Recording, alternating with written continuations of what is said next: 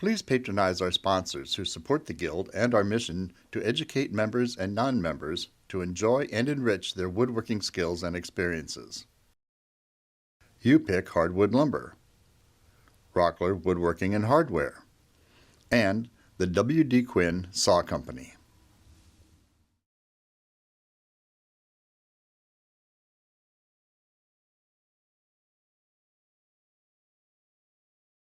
Oh, welcome everybody to the first day of summer. Turned out to be a hot one, didn't it? Yeah, we'll get a few things out of the way. Bob, see, you're first one on the list this week. You need hats and aprons? See Bob. There's an ice chest in the back if anybody wants some water. I brought a whole bunch of water in because it's hot, and during these hot months I will bring water in. We get to question and answers. If you could just stand up, and then we'll get a microphone over to you so everybody can hear. We have a picnic coming up September 7th. I know I saw him in here. Hey, Bill, are we still looking for volunteers and people? No, but are we as a group? Okay. I will send out an email on what we need, and if you want to help, send me an email back. On the table, there's a copy of the newsletter, and that is something you will get every month. And if you don't read it, I printed out one for every table, so we don't have to rehash all this stuff. Up here on the front table, we have handouts about the Guild. There's a bunch of them up there. Take them, pass them out, pass them around, and see if we can get more people to join. They're pretty neat. They talk about all the stuff we do. So they're on the front table as you're walking out. Now, new members. Okay, I'm Chris Gibbons. Got into woodworking during COVID like a bunch of people. So I've just been setting my shop up and getting things going and a few projects here and there. My dad and grandfather were both big woodworkers, so I kind of grew up around it. So. All right, welcome. Yep, thanks. My name's Rick Dreyfus. I've never done one thing in woodworking. Hey. I don't think that's that funny. I do wood carving, and I've worked with all these guys. Bob has talked to me about woodworking, and I thought it'd be I'm retired now, and I thought it might be something cool to kind of start learning, and that's why I'm here. All right, welcome. Yeah, I'm John Markeel. Started woodworking, I guess, when I was in about 8th grade, collecting scraps from where they were building houses and put a cabinet together. Had a problem with it. My dad said you couldn't do that, and I guess I've been trying to prove him wrong ever since. We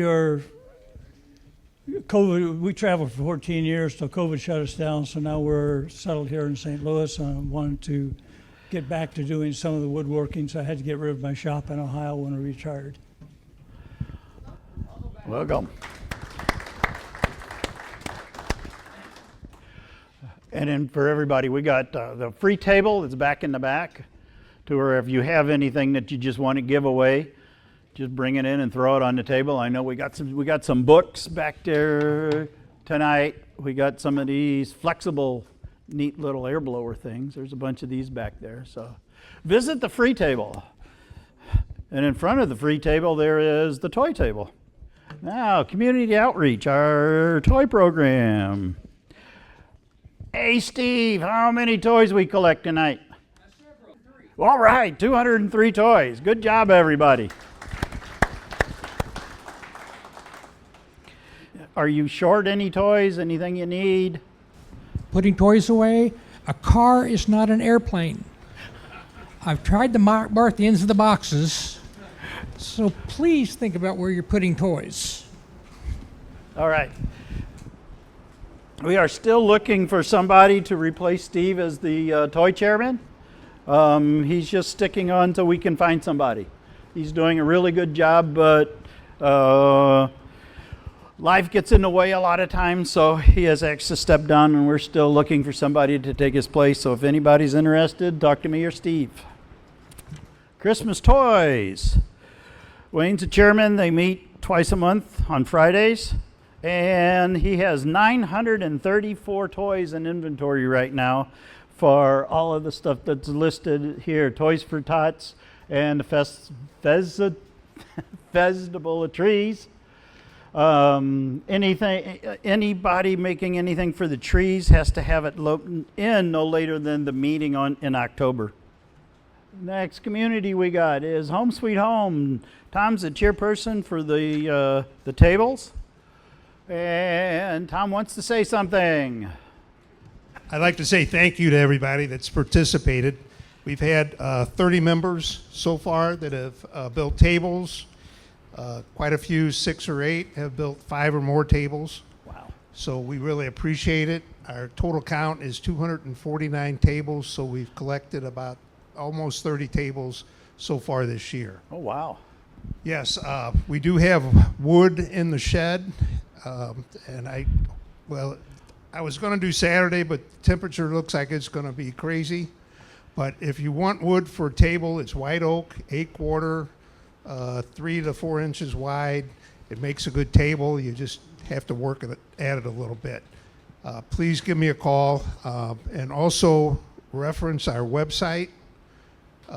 The information about Home Sweet Home and the table programs on the website, as well as my contact information. So, thank you. All right, hand it to Vicki. If you remember, Dave Gromfeld has talked about the art fair, or the art fair that Faust Park is having this year. It's the first year of it. It is August 24th, and we have committed to have a booth.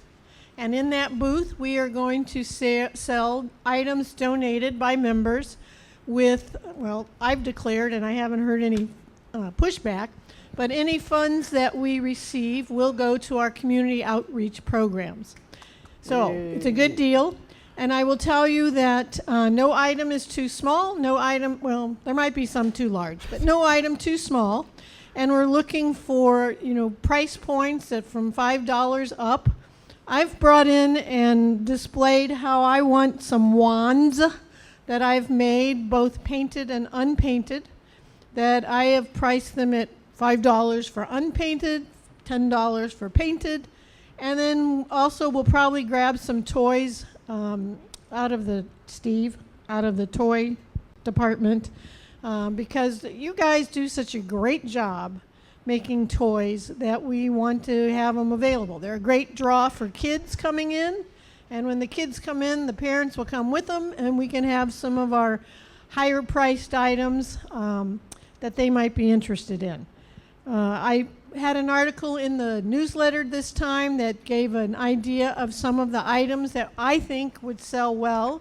I'm a frequent attendee of these kinds of fairs, so I'm speaking from experience. But every month we see so many great things made by our members, and we're looking to have at least 100 items that we can sell to the other folks coming to the fair. And David, did you want to say a word or two? Oh, the other thing is I also have, I have a sign up for the items that you will donate, and for you to put your suggested price point on it as well. And when you're going to deliver it, because we'll be taking deliveries this month, July and August, for the booth. And I also have a sign-up sheet for volunteers, starting with setting it up, working sales, and then tearing it down. So we really need some help doing that. Sadly, I am not here the month of August, so otherwise I would be happy to be point on this. So we're looking for someone to ride herd on it, and then to just make it a great opportunity. So, David? Oh, Bill, yes? Where do you want to deliver them to the meeting, unless they're really, really big and lots. Then I think we can put them in the shed. We'll try to have some containers available for you to put them in. But for sure, if you can, bring them to the meeting, and that way we can keep track of them better. Okay? Any other quick questions? Always available after the meeting if you do. David? Thank you, Vicki. I just want to piggyback onto that. What was kind of the impetus for this was in association with the Whimsical Woods, and some members have already made items for the Whimsical Woods, and school groups have made items for the Whimsical Woods, and we've been putting them up, and people are really enjoying, I think, not quite millions, but we're approaching six figures, but we're not quite there yet. Yeah. Now, I'm a little bit exaggerating there, but it is popular. And if anyone wants to make items that are associated with that, people are very interested in those items, it seems. So if you have any inclination to make something like for the Whimsical Woods and you want to then have that sold at the art fair, I think there would be a market for that. And that is one of the ideas or driving forces behind the whole art fair idea and the Whimsical Woods kind of being tied together. So if you have anything like that, I will just tell you that people are seem to be interested in those items. So just throw that out there. Thank you very much. Oh, hey, David, at the park, where is that located? The Whimsical Woods Yeah. is back by just beyond our shop. Okay. So if you just keep going on to the part where we have our swap meet, it's right on the back side of that. Oh, okay. Where's the art fair going to be? The art fair is going to be in the historical village. So along the road in the historical village. Vicki has something else she'd like to say. I forgot to say, so we're also looking, and you know this is August. August will be very hot. We're also looking to see if any members might have a pop-up tent. That's what I was just going to ask. Can we bring a pop-up tent and put it up? Yeah, absolutely. Okay, I have one. How big is it? 10 by 10. Is that? We'll And I think whatever- I might we'll even take- have we'll two, take but I know I have one. And also any folding tables would be good to have as well. So if you could I've coordinate got an that, 8-foot. if you could coordinate that with David, Okay. that would be appreciated. That's right. All right. Unless sounds good. somebody else wants to be point for this, and so David doesn't have to do everything. Okay, next. Questions and answers. I remember last week I told you I had a question and I forgot by the time I got here. Well, I wrote it down this week. I'm having a hard problem keeping glue. I have a cabinet, I got a light in it, I try to keep it about in between 70 and 72 degrees. I bought a thermometer that regulates the temperature. It keeps separating on me. I use Titebond 2 and 3, and I have one hell of a time keeping glue. So I started going down buying the little bitty expensive small bottles because I buy the big and it separates on me. And my shop's in the basement. Anybody got anything on good temperature or something? Kind of a cool place and not a lot of sunshine. Yeah. But yeah, There, I got it in a basement and a closet, very similar to what we have at the shop. yeah. I've never had it separate.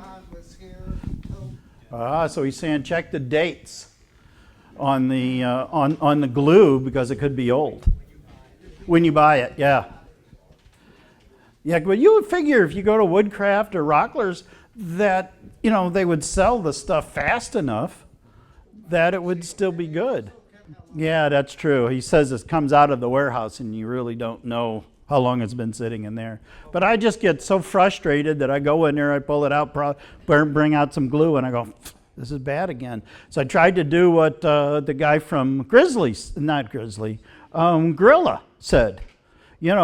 Put some water in it, shake it up and stuff. Yeah, it don't work.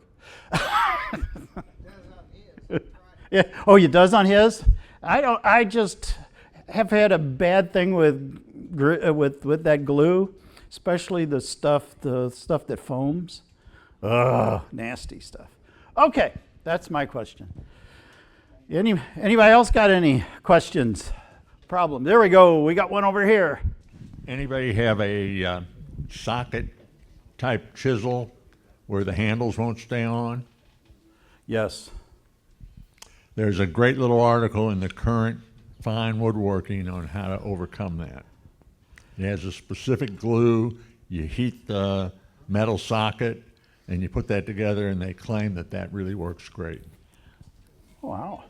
I'm going to post that article on the blackboard in the shop. All right. Good. Thanks. Anybody else have a question? Oh, who do we got for show and tell other than me? All right. So I like playing around with crap. This is my second CNC machine. The first one I destroyed. I walked away from it, and it hit metal, and it sparked, and it blew the board, blew the motor, blew a bunch of other stuff. So I went out and bought a better one. I really did this just to learn it, but I found out that we can make stuff with it. These are some of the things. Now the big bodies I did not use on CNC. I did that with my scroll saw, but everything, all the other parts and pieces are done by the CNC machine. I use my 3D printer to make hold downs for it. I've got all kinds of other hold downs and stuff that I printed down here, but I found these work the best. This thing is loud. So what I did was I built this box on it, and then it got dark, so I had to put the lights in it. And then I figured, well, I need to get down into it, so then I had to put the lid so I can lift the lid this way. Well, I had my laptop up here, but I figured that I got to stand all the time and do that, so the laptop now is down there.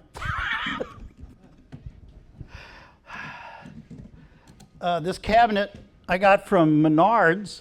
Every morning I get this article from thing from Menards telling super stuff's on sale. This cabinet was $10. You know, so I had to refit it a little bit to make it long enough that it'll fit. But this is just one of the things that I play around with. I'm right now carving Volkswagens. So all of the pieces on here, other than the wheels, was done by the CNC machine. It's not as fast as me scroll sawing, but I can scroll saw about 3 of these by the time it takes one of these to get done. So I can do 4 in that period of time instead of 3. So, but it's fun, and it's not as inexpensive as I thought it was going to be. A lot. Like that one slide I had up there at the beginning where a guy says my thing about dying is where he hopes his wife doesn't sell the items for what he told her she paid for them. I can relate to that one. But so I screwed up a lot, and I found this on the internet. It's a CNC router checklist. So I go down through the checklist every time that I'm doing this, and my failures have really gotten really slow. I mean, really gone away, except for these things, these motors. They spin. This one here spins at 20K, and you got to keep tightening the router bit. If not, it comes out, and a lot of times they break. And everything's done in metric, so I had to. And me and math, I'm dyslexic, so I got me a chart of everything in here from fractions, decimals, and metrics. So anytime I need to, I just go, okay, well, that's a size that I need to make it in the program. But it's a fun little hobby, but it's not fast. But all the signs that are back there on the free table, the toy table, those were all done on this machine. It's a little small, but I'm figuring out how I can do, bigger, thicker things. So they said I couldn't use 1/4-inch router bits on this, and I proved them wrong. Yes, you can. You just don't do it that deep and that fast. But I can pocket out something, pretty nice and smooth. So that's my show. Oh, so it was so loud. I built the case, put the door on it, and it's amazing how much that really muffled everything. So now I'm not totally done with it. I'm trying to figure out now, do I want to paint it, and do I want to put a hasp on that so I can close the door, because there's still pretty much noise coming through there. So that's my show and tell. Good questions. Oh, it's no, it's a Jim Smith. Yeah. Oh, he asked if when I put it in a housing, do I have a heating problem? No, I put a fan on top, and there's a big gap in the bottom. Oh, and this is another thing I did too. I hate wires and cables and all kinds of stuff. This hose for the vacuum system, I bought one of those small Harbor Freight roll around vacuum systems. That's what vacuums this. So the backside on here, I got all the wires and everything else nice and neatly put away. And then I figured I got to roll it around the shop, so I had to put wheels on it. I think I paid more for the wheels than I did for the cabinet. They're Harbor Freight wheels. They were $5 a piece. Because I had to have them locked, because if you're running this thing and they're not locked, it kind of walks around the floor.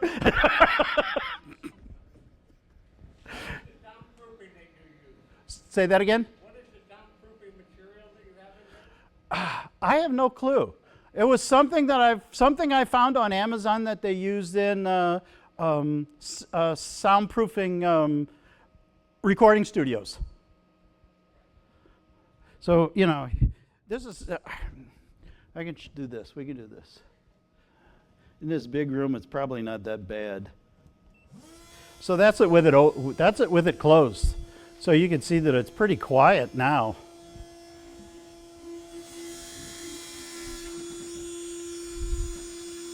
So it does a pretty good job of muffling the noise. I can go upstairs, and we really can't even hear it running. But I learned that you can't walk away from it. Sometimes it does weird things and you don't know why. But a couple people have asked me about a class just on things that I've learned about these toy CNC machines. So if anybody's interested, let me know, and we can get a class together, and we can go over the pros and cons and see if it's something that you would like to get into before you spend money. Well, let's see. The box was from 2 sheets of plywood that I got from Menards that were scrap. So that was about $20 there. The machine is $299. My wife thought $150. Probably around $500, because I got a lot of bits and things. This is I upgraded the motor. The upgrade motor was, because the original one that came with this machine was 12K, and it was a dog. You could only go a millimeter deep and about 4 millimeters time-wise going forward. And so I bought the bigger one, and I can go like 7 millimeters deep and about a speed of 7. So that was a good upgrade. And then the lights I had because I used to put those under the kitchen things. So I don't know how much those were, but about $500. But it's really fun, and always learning. You got to learn new software. I use a program that's called Easel, just because it was only, I think I pay $200 a year to use that one. I like that one because it gives a small machine like this, because a lot of times what I'll do is I'll take a picture, like the Volkswagen Bug. I took a picture of it from a scroll saw pattern, turned it into a CSV file, and then had to manipulate it so it comes out right, because they don't always transfer correctly. And Easel made it easy for me to bend and move the sizes around. So that's why I like that. That's why I like that program. I tried 3 or 4 different ones, and I finally just wound up and bought Easel. I think it's about time. For Christmas in June. Come on up. We've got a few Christmas ideas up here, and I thought this was a pretty good idea to do this last year, and it didn't work out time-wise. But this year we've got a pretty good selection, so feel free to come up after the meeting, or you can ask the people who have built this stuff questions after they get done talking. Let them do their talk first, and then ask them questions. But we've got 8 people to present their ideas this year. And we're going to start off with Dan Linder. He made cheese boards and shaker berry boxes. So Dan, why don't you come up and talk about what you've done? What I call cheese boards from my cut-offs. And usually my boards take the shape of what the material is, primary for the thickness, and I use maple, cherry, and walnut. And I always try to have 2 on hand at home in case I need a small gift for something. So this works out, and then I oil them right before I give them away or wrap them. Along with the cheese boards, I also like to give away instructions to maintain a cutting board and keep it sanitized, because you'd be surprised, there's a lot of people that think everything goes into the dishwasher, and so this is handy. So I get this done at the local print shop and then cut it in half and keep that to go with the cheese boards. Then another item I like to make are these shaker berry boxes. Again, these are for like the cutting boards. These are made from the cutoffs that I keep in my shop, and the one on my left is made from poplar, and these other 2 are made from cherry and leftover maple, but you can use whatever species of wood that you have.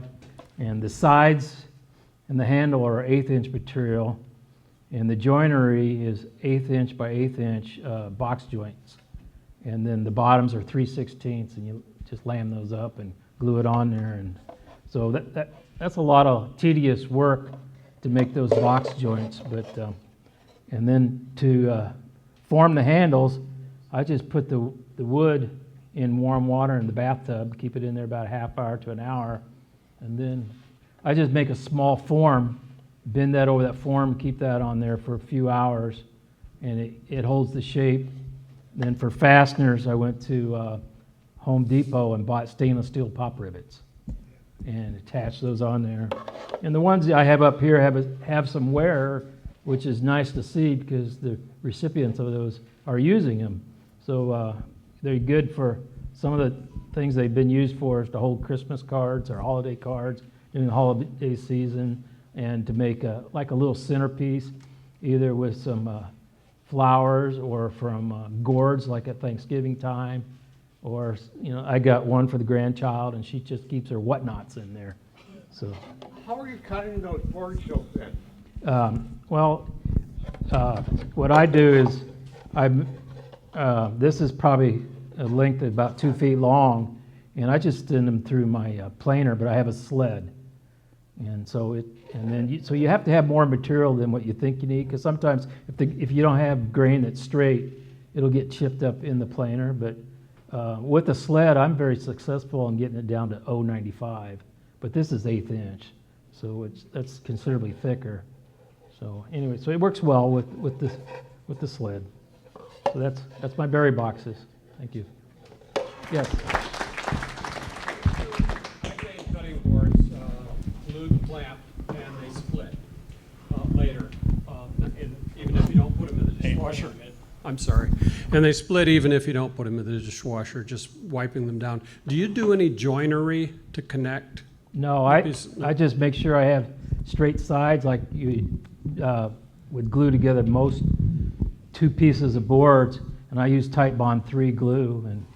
But no, I don't do anything special. Now, one thing, way back my early years of woodworking, if you have a little bit of snipe, you just might as well cut that off and not use it, because if you could clamp it out, but it's going to come back on that. So, yep. Question over here.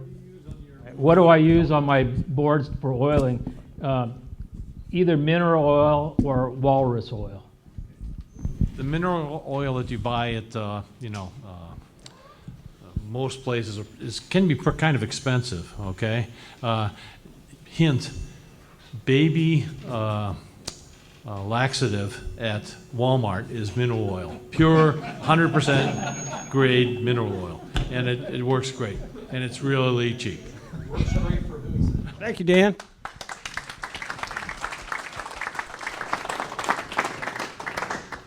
Next up, Bill Shuket. There we go. Going to be talking about a knife holder. Well, I made a couple of drawings of this thing, and I'm having to go way back because I made this about 25 years ago. It's cherry. It has slits that come back this far and all the way through the top half, which is the dotted line that you see. So the back part is where you attach it with dowels, is solid. And yeah, it's a knife holder. And I just leave this out on the counter. I don't know if that, well, like that.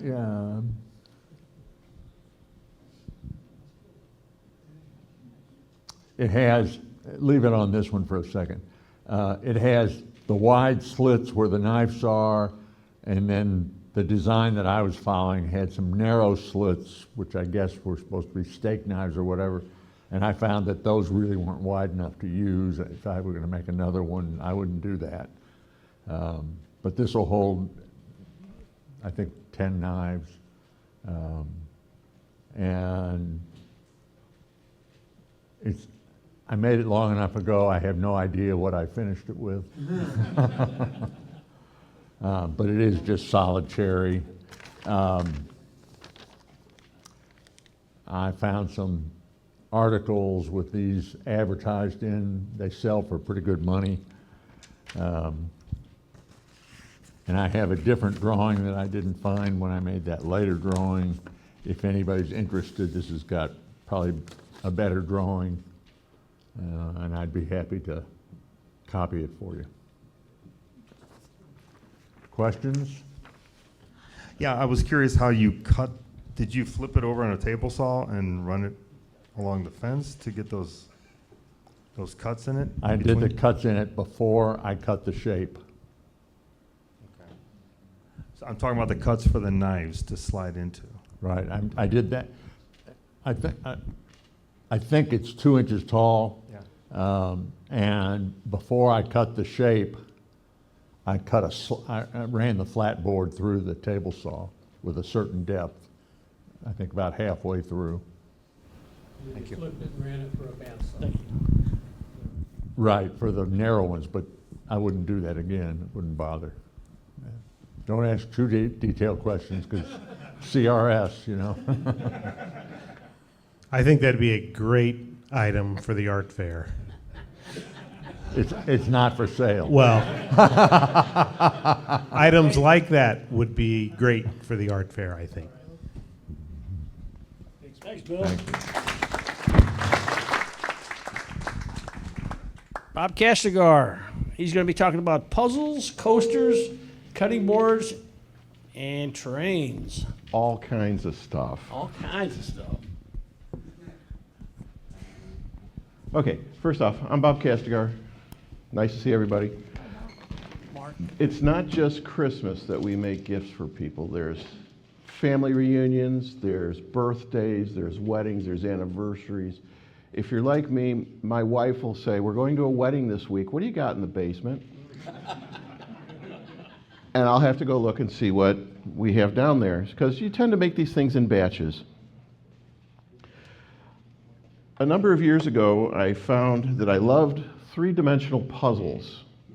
I don't know, I know Joe is a big puzzle guy, but this one really cracked me up. I thought it was a great puzzle. It's fairly easy to make. You can make them in bulk, and people love to fidget with stuff like this. This one in particular, about 5 years ago, my brother had a garage, and he had built it about 10 years before, but he wanted a bigger one. So he took it apart, and he said, what am I going to do with all these 2x8s I got left over from this garage? So he brought them to my house, and I made a puzzle like this where this dowel is 18 inches long and 3-inch diameter, and each of the squares are 18 6x6 solid pine. I put a 24-inch diameter glass top on it, and it's my coffee table in my family room. Okay? So when you're making these things, sometimes you got to go, what the heck, let's try it, you know? This one is actually kind of easy. I have a bad habit of making little templates for these kinds of things, because anytime you're going to make more than a couple of anything, a template will really make it go quick. On this one, it's just a matter of marking where the centers of the holes are to drill them, because once you make all the squares of the same shape. So, little template. I'm pointing that out because there's a point to that. I made these, a bunch of them, in different woods, and they were a lot of fun. Then I found a different puzzle, which is a 12-piece burr. Where's Joe? Joe will know what these things are. And this one is my prototype. You can tell how I put the letters on it, so I know how to put the darn thing together. And I found that cutting these on the table saw, okay, I'm going to drop this all over, I know I am. Cutting these grooves on a table saw can be a bit tricky and dangerous. So I came up with a jig for that.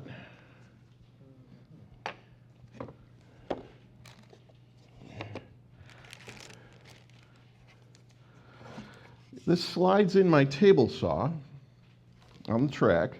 There's a 1/2-inch groove, goes through, almost halfway up, and each of those pieces will fit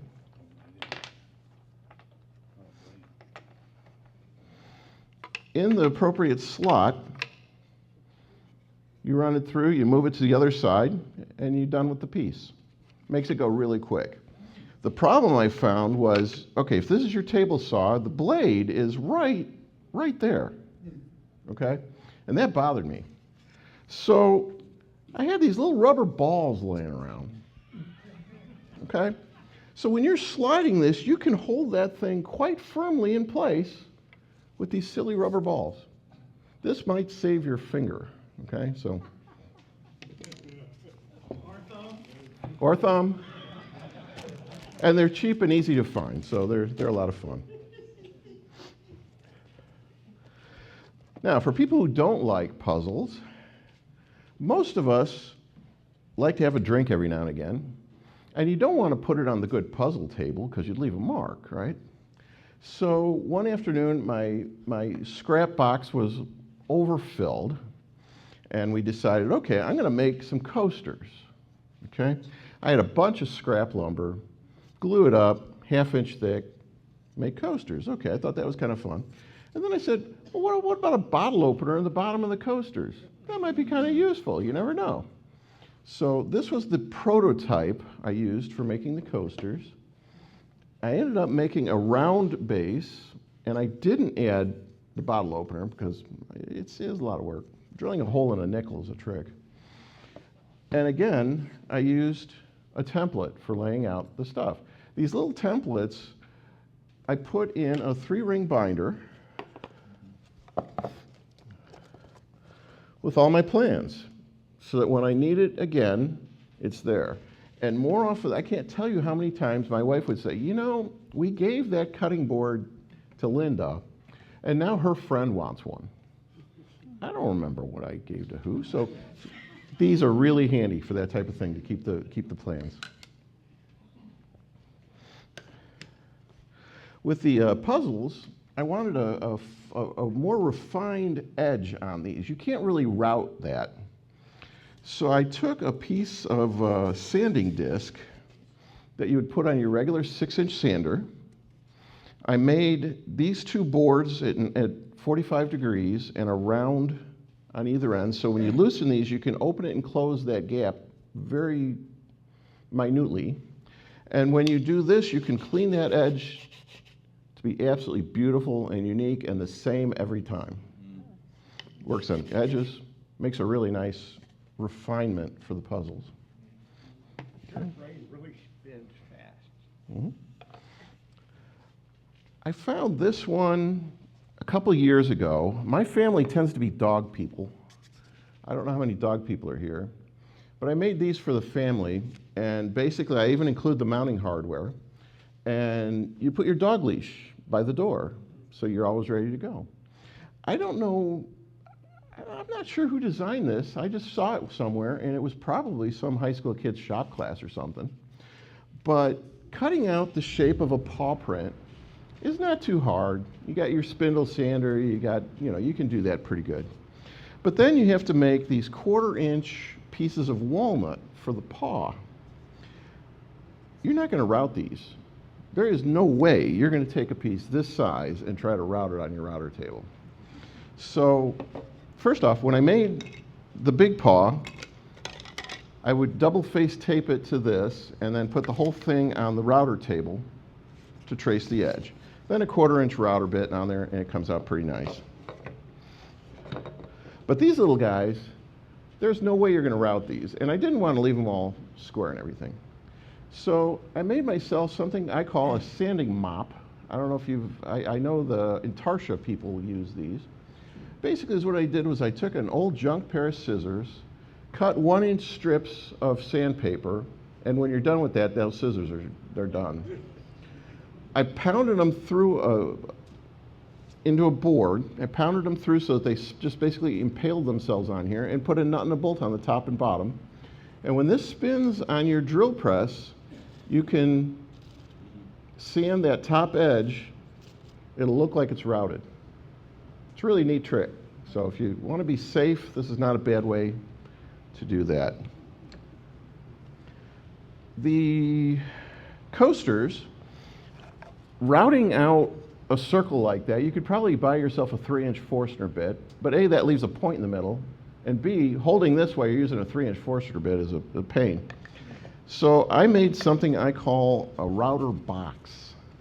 Okay? It's basically a base layer that I screw down to my bench, a second layer that basically fits whatever I'm routing. You put it in there, you put this guy on top, and then you use your plunge router back and forth, and it comes out nice and clean and easy every time. So sometimes making these jigs makes a project go significantly faster. Okay. My mother is 93, and she loves to make soup. So my mother will cut up like carrots and put them in her soup. So a couple of years ago, I made these wonderful little cutting boards, not unlike Dan, walnut, cherry, maple. Did them with walrus oil or mineral spirits with carnauba wax in it, basically. And my mother thought it was great, so I made them for some of the siblings. Well, the problem is my mother lives by herself, and she can cut up a carrot, and that works pretty good. But if you're cooking for 3 people and you cut up a couple carrots, you need more real estate. So a few years later, we came up with a bigger one. Same types of woods, same thought pattern. But once again, you keep these little templates, because then you can make as many more as you want, and you don't even have to try to figure out the layout. It's all there. It's ready to go. I did the same thing with what I call a charcuterie board. I know that's the big in word these days, charcuterie. And I thought I was experimenting with putting this wonderful little handle in here.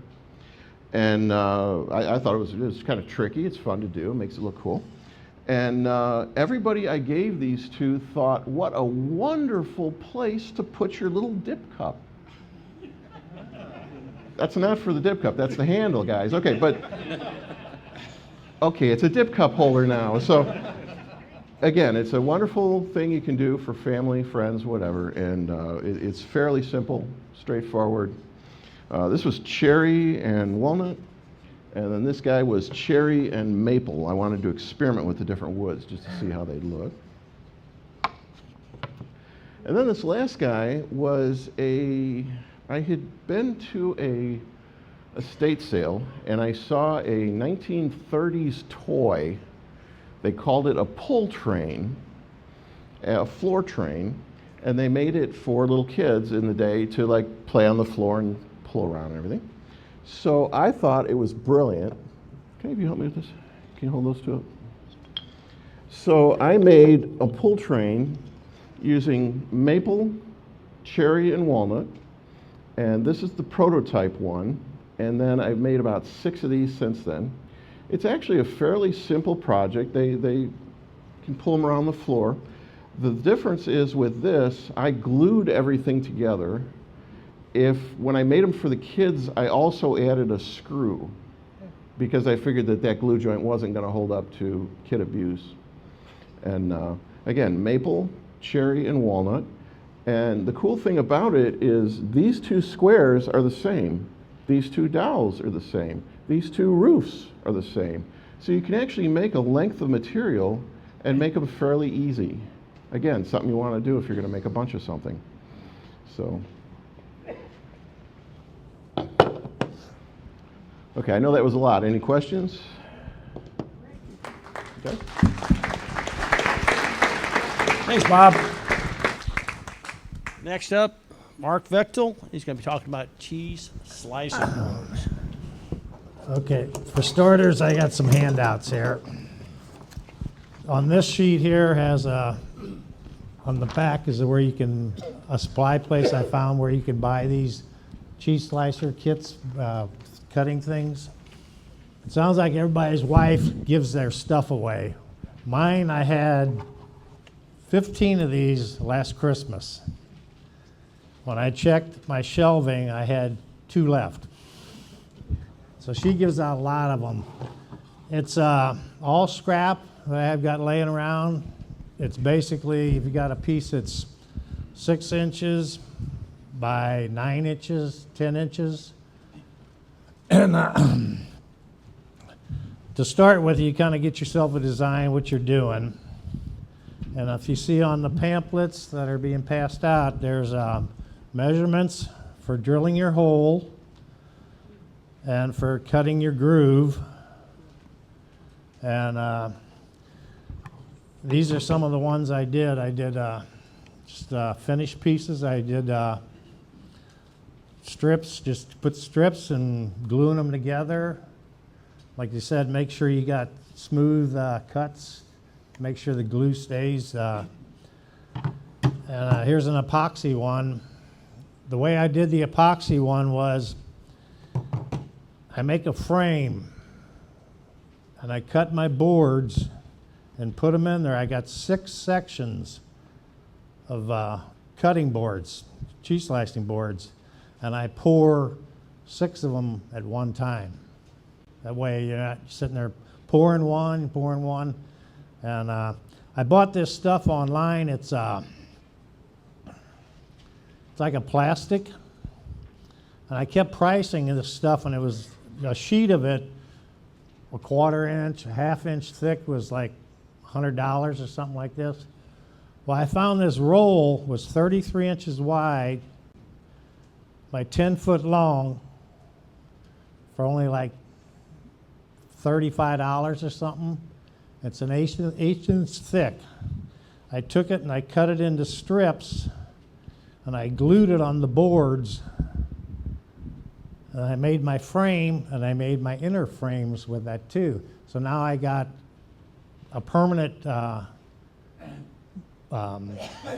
board for making the epoxy ones, because it will not the epoxy will not stick to these this black material.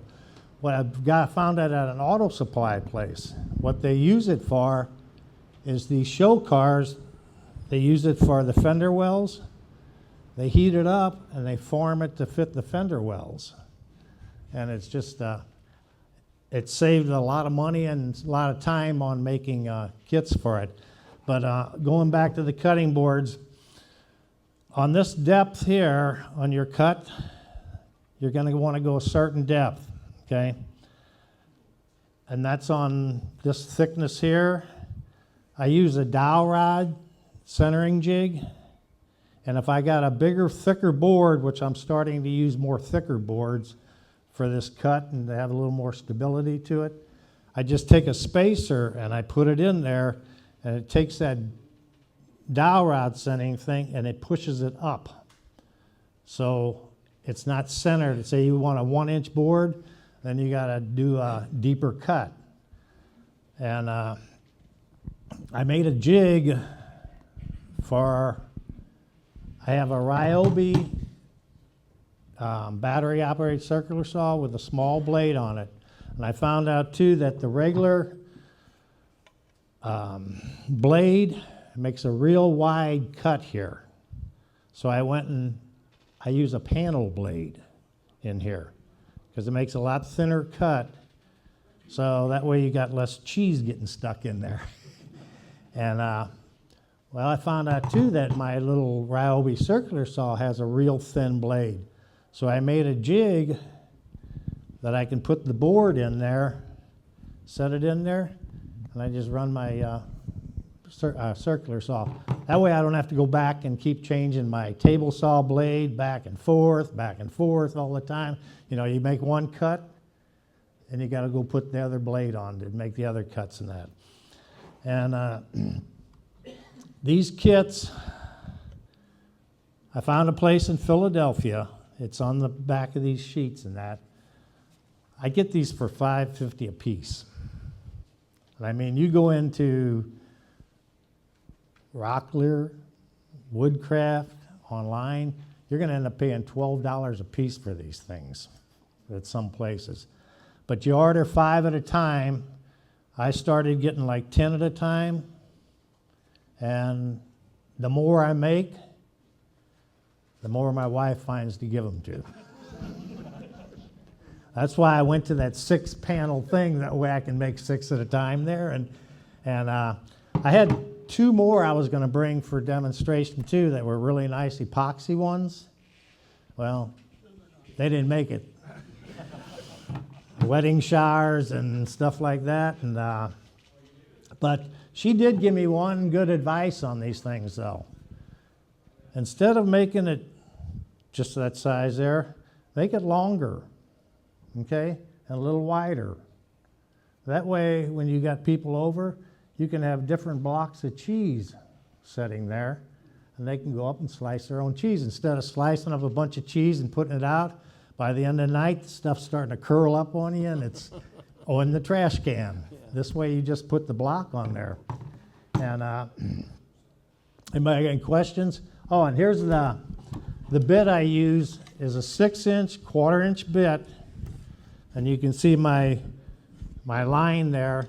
When you use the dowel rod centering thing, you're only going to go in so far. So you end up having to take it out and put your bit, take it out of the jig and put your bit, and you finish drilling that yourself.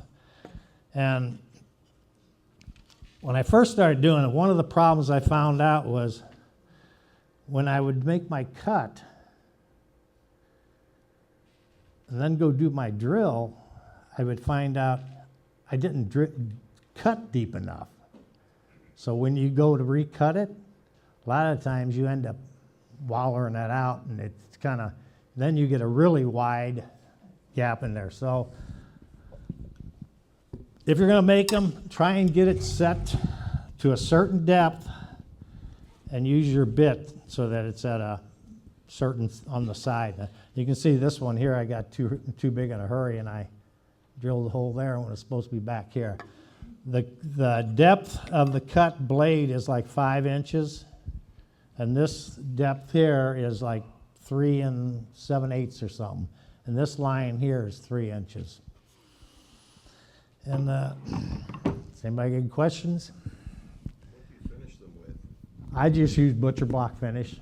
And like, Dan was talking about how you got to tell the people, don't put it in the dishwasher. Just because it's got metal on it, you still can't put it in the dishwasher. You got to hand clean it and stuff. And he's got a real good idea with that card. I need to do that with mine too, make up a thing, do's and don'ts with it. But I mean, it's a good, simple idea to do, and this is what you get when you order them, just like this here. There's a screw here, it comes out. When you put it in, you take the screw out, and you got to just take this down and slide it in there and tighten the screw. What I found too is on these here things too, when they first go in, they're not quite lined up, so you got to take it and put it in the vise and protect this here. And you kind of bend it out, shape it out a little bit. So otherwise, when you put it in, it wants to kind of travel over that way. So you got to take it and kind of tweak it a little bit so it gets back in the line there. And these are just black walnut pieces I had laying around. I cut down 2 black walnuts and an oak 3 years ago, and I got a lot of scrap laying around for, actually that's one of the oak right there. And that's about it. Any questions? Replacement blades for the cutter. Same place? They actually, 3 orders I got, he sent replacement blades with them, okay? And the last order I got, he didn't send them. There's one other thing on there too. There's a little, on the twist here, where the wire twist, sometimes they stick out a little long, and they catch when they're sliding down. So take a little cutter and just, all you gotta do is nip that wire that's sticking out there, and it helps keep it from catching that, because it's annoying after a while. When I first started doing it, I'm thinking, how am I gonna stop that? And then I realized just take a little, nip it a little bit. And yeah, like I said, the first 3 orders I got, he sent extra blades. And if you go buy one in a store someplace, a lot of times you'll find one, it's taped to the bottom of it. So that's about it. I'll leave these up here so anybody wants to see them can see them. Yeah, this is all scrap, and just stuff laying around. Thank you. Thanks, Mark. Next up is Tom Turney, talking about clocks, coasters, and holders. Like Bob, coasters are pretty popular. We've got 4 kids, so every Christmas they get, the same thing from the shop. This is a walnut box with the box joints on the corner, and they just slip in like this. Also, I don't know, Bob, if you can buy these cork bottoms online, get 30, 50, 100, and they're relatively inexpensive. So they come in, 2, 3, 4 diameter. Stick on the back. Makes a nice coaster. These are the ones I gave the kids for Christmas, cherry and walnut. And these were actually cut on a jig using a plunge router to get the round shape, and then run through the router table for the edge. And that's bar top finish. You want something that's going to hold up. These are actually, 3 or 4 years old now. I had to wipe them off to bring them in, but they clean up nicely. And then like Bob, you can do, all kinds of different patterns and shapes. I actually did this on my lathe, fixtured it into a chuck, and just used a straight edge and cut the circle. Oh, these are the ones I had, I guess, the most fun with.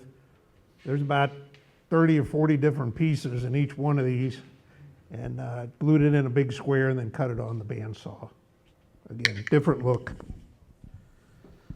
Okay, the other thing the kids got was a clock, and the clock face I printed using a computer program, and it actually says on there, only time will tell if it was time well spent.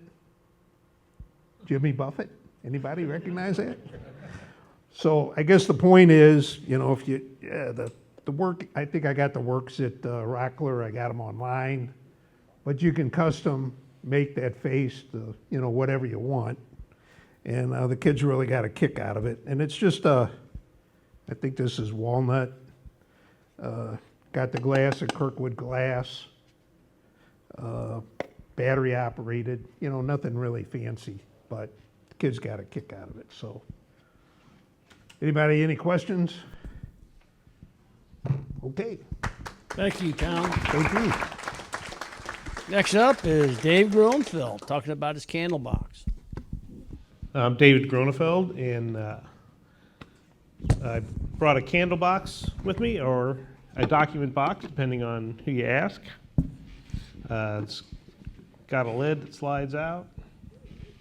Okay, so it's supposed to be a hidden thing that you can't tell, that it, but when I make it, you can kind of tell that it slides out. But it's supposed to be kind of a hidden thing, this box that you don't know how it's going to open up. So I made it out of oak, and that oak was harvested from my parents' property. My dad's had several trees taken down, and so I've been trying to make things out of it. I've made some chairs and other things, and I was looking for something to give my parents for Christmas last year. Well, year before last, I guess. And I wanted to make something from, you know, their property, and they have everything they need. They don't need anything. So that's probably one of the reasons why you all make gifts for people as well, is that, you know, it's hard to find for some people something that they would appreciate, that they would need, but what they will appreciate is something that you've made. So I knew that my parents would really appreciate something that I made, no matter what it was. And if I made it out of one of the trees from their property, I think they would think that was even more advantageous. So that's what I did. The idea came from a couple of sources. One, I think I've seen Roy Underhill make a similar box, and he called it a candle box. You couldn't tell how his box opened either, but and then the second time I saw it was a video by Chuck Bender. So I signed up for Popular Woodworking's streaming video service several years back now, and so I'll just be cruising through there looking, and I ran across this video by Chuck Bender, and in the video he makes what he calls a document box, but it was the same kind of box with the hidden lid. But he goes through how he made that box step by step, whereas Roy just races through it in a half an hour, and I can't ever quite follow exactly. Oh, you skipped some things there, Roy. I know that I'm not going to be able to do that. But he shows you exactly how to go through step by step, how to do it. And the idea of this video was he was blending his hand tool work with his power tool work, which I also really connected with because I like doing things with hand tools. That's why Roy is kind of compelling for me. But Mr. Bender there showed you how you could do many of the things with your power tools and then use the hand tools to just focus on those craftsmanship items that you want to display, like your dovetails and making your miter joints and just using the hand tools to complement and use your power tools to get the work done as efficiently and fast as you can. So I really recommend the video, even if you don't want to make the box. He really shows you a number of ways on how he uses hand tools to augment the power tools, even in the sense of just milling his wood up. If he's got a piece that's kind of particularly wonky, he can say, well, you can hit it with your hand plane and take off some of that stuff before you run it through your joiner, and then you don't have to keep joining it and joining it and joining it and watch it get thinner and thinner and thinner and thinner. If you've knocked off the problem spots, it makes it a much more reasonable, and you can save some of your wood that way. So that's how he would use it in the first steps, and then most of the other hand tool stuff he was doing at the end with the finishing, or with the dovetails and putting things together. He also hand carved the top, which I also attempted to do, and I did all right on the top. So he hand carved that so that would be displayed, and that worked out pretty well for me. Another thing that he did was he kerfed in his miter joints on the side. Has anyone ever done that, kerfing in your miters? Supposedly, you take your saw and you put it in there and you'll just run your saw through it, and if you have any anomalies on either side, it'll take off those anomalies and then it'll just fit right together. I kind of made my bigger. I kind of made my gaps a little bigger, but they're not too bad. But anyway, I did not, the kerfing in didn't work out quite as well as I'd like, but it was all right. But like I said, you can tell where mine opens. So it worked out really well for me. Of course, my parents thought it was great, loved it, and it turned out pretty good. Put a molding along the bottom, and it's got a molding on the top as well, and I hand carved the top. Any questions?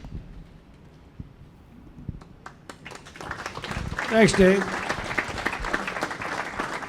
Probably another good item for the art fair, maybe. Next up, Bill Muth, talking about a Christmas wreath. A good number of years ago,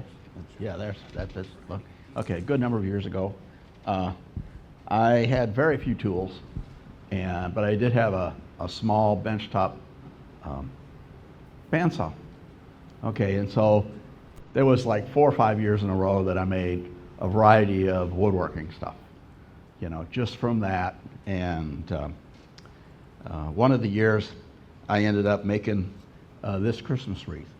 And it's just what I did is I went out in the yard in October, maybe September, and because I had the idea, and I just got leaves and made a masonite pattern out of each one, drew that on the wood, and then just followed the lines. Okay, and so I know that there's large maple leaves, small maple leaves, some redbud leaves, just whatever. And they turned out really well. They're just mounted on a piece of masonite. And this one, well, all of them, at that time I was, just how do I put them together? It's just hot glue. And when I took it down off of the peg where it's been hanging for probably 20 years, one of the leaves popped right off, but it went right back. But this was one of the things that I did. I bought the wood already this thickness from St. Louis, St. Charles Hardwood. They had a bin. I says, this is the kind of thing I want to make. And I says, you got some thin wood scraps, you know, and this is what I had. I didn't have a thickness planer or, you know, a belt, drum sander or anything like what today. That's what I'd use to, you know, get them all the same thickness, because it's kind of important because they stack. And finished it off with polyurethane. That's it.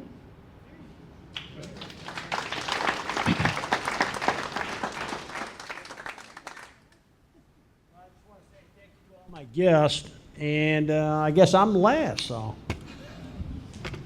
that's a good thing, I guess. I made two things, and I made a tray for my wife, and I've got the plans up here for both of these projects. So you can come up here and you can take pictures of the plans, or you can write down your name and number, and we'll send you the plans. The first one, actually I made both of them out of a brown curly maple, and on this one I used Western red cedar. And I did not bend this curve. I will be doing a bending demonstration later on this year. But this one was actually cut. As Western red cedar came from my brother's old deck. We just happened to have the scraps left over, and I said, well, that'd be something. It was really thick, and I could make that cut real easy. And so we cut the sides on it, and I like the brown curly maple because it gives you that real nice tiger striping on it. And I used to just poly on both of these projects in order to finish them. This is also, I inlaid these little leaves, but now that my carving abilities have improved, I probably would have carved these. But this is, it's like a metal powder that you can, I used my Dremel, I think, to carve these out, and then I inlaid the metal powder in there. And it comes in silver, brass, and I forgot what the other one was, but it gives you different colors. It allows you to be able to get a different look on them. So anyway, that's what I made for the wife on that one. On this one here, this one was a little bit more complex. It's a picture frame built on an easel. It produces a nice effect. Once again, brown curly maple and walnut, and it's on the back side. It's actually made up of several pieces. These are half lap joints, and so this is where you get your strength from. And then on the front, I've got these 45-degree miters, and they kind of connect together. And then there's a rabbit on the back of this, and I'm able to sandwich the glass in there and put the picture behind that. And on this side, there's like a masonry board and just a couple of clips that hold everything together. And then it sits together on a real nice artist stand. So it makes a pretty nice little gift. And I made several of them for my family, and I think I had a real production line going there. I never thought I'd finish these things, but I did. And any questions? For the metal powder that you put in there? Yes. How does yes. that harden? How does that harden and stay in? Actually, I just put it in there with a CA glue. And then the CA glue hardens up, and then you just kind of sand it all down afterwards. Good question. Where do you find that metal flaking or metal powder? I found it online, and I don't have the address with me, but I will get that for you.